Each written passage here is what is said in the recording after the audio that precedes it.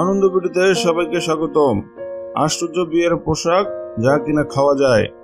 যে বিয়ের পোশাকে থাকে না কোনো সুতো, পরার পর তা খেতেও পারবেন। আশ্চর্যজনক এই বিয়ের গাউন বানাতে সময় লেগেছে প্রায় 300 ঘন্টা।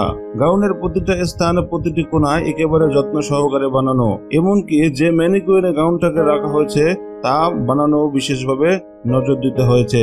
ম্যানিকুইনের মাথায় বসানো সাদা টুপিকে সুন্দর করে বানানো হয়েছে। আর পোশাকটি তৈরি করেছে ব্রিটেনের 3 নারী। পোশাকটির ওজন অন্তত 75 কেজি।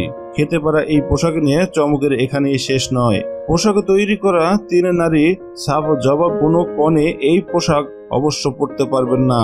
এই পোশাককে শুধু দেখা আর খাওয়া যাবে। আসলে এই ওয়েডিং গাউনটা দেখতে সত্যিকারের পোশাকের মতো হলেও এটা একটা কেক।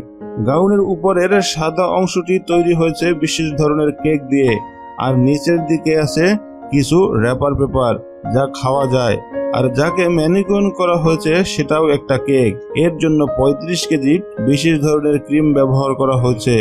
এছাড়াও লেগেছে 3 কেজি কেক এবং 2000 সিট্রাস ওয়াটার।